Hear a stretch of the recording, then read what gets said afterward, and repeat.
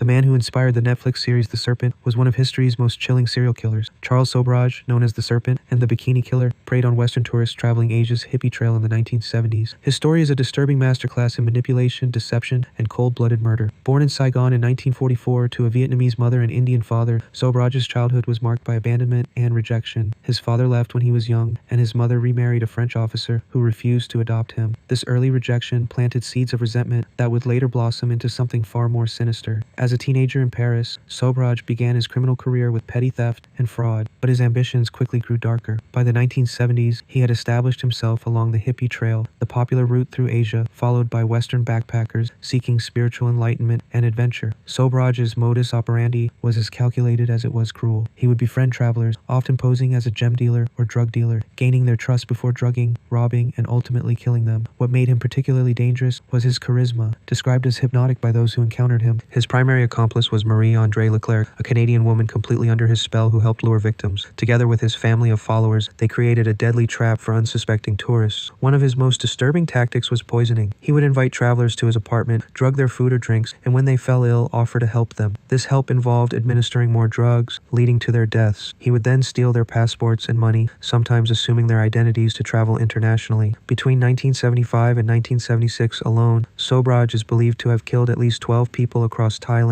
Nepal, and India. The true number may be much higher. Some estimates suggest up to 30 victims. What's perhaps most chilling about Sobhraj was his complete lack of remorse. In later interviews, he spoke about his crimes with a disturbing detachment. When asked why he killed, he simply replied, "I had the right to kill these people. They were worthless." His reign of terror began to unravel in 1976 when he attempted to drug a group of French students in Delhi. The students realized something was wrong with their drinks and alerted authorities. Sobhraj was arrested and sentenced to 12 years in an Indian prison, but prison couldn't contain his manipulative nature. He lived like a king behind bars, bribing guards and enjoying luxuries most inmates could only dream of. When his release date approached and he faced extradition to Thailand, where he would likely face the death penalty, Sobhraj orchestrated a daring escape. He drugged prison guards during a party he was allowed to throw for his birthday. However, he was recaptured and his sentence extended. Upon his eventual release in 1997, the 20-year statute of limitations on his crimes in Thailand had expired, a calculated move on his part. In a twist that defies belief, Sobhraj returned to Nepal in 2003, the one country where he could still be prosecuted. Some speculate he wanted the notoriety, others believe he thought himself untouchable. Whatever his motivation, it proved to be his downfall. A journalist recognized him walking through Kathmandu's tourist district and alerted police. Sobhraj was arrested for the 1975 murders of 2 backpackers and sentenced to life imprisonment. What makes Sobhraj's case so fascinating to criminologists is his intelligence. He had an IQ of 160, combined with his complete lack of empathy. He wasn't driven by sexual sadism like many serial killers, but rather by a cold, calculating desire for wealth and power. In prison interviews, Sobhraj revealed glimpses of his disturbing psychology. He once said, "I have never killed good people." In his warped worldview, his victims, mostly hippies involved in drugs, deserved their fate. Perhaps most disturbing was his celebrity status. Despite his horrific crimes, Sobhraj received marriage proposals in prison and sold his life story rights for millions. Books, documentaries, and eventually the Netflix series The Serpent ensured his infamy lived on. After serving 19 years in Nepal, Sobhraj was released in December 2022 at age 78 due to health concerns and good behavior. He returned to France, where he reportedly lives today. Charles Sobhraj represents something uniquely terrifying, a killer who didn't murder in passion or psychotic rage, but with cold, methodical precision. He targeted vulnerable people far from home, exploiting their trust and desire for authentic experiences. His story serves as a dark reminder that sometimes the most dangerous predators are those who appear most charming. The Serpent may have been captured, but his legacy continues to horrify and fascinate in equal measure, a testament to humanity's enduring obsession with those who walk among us without conscience.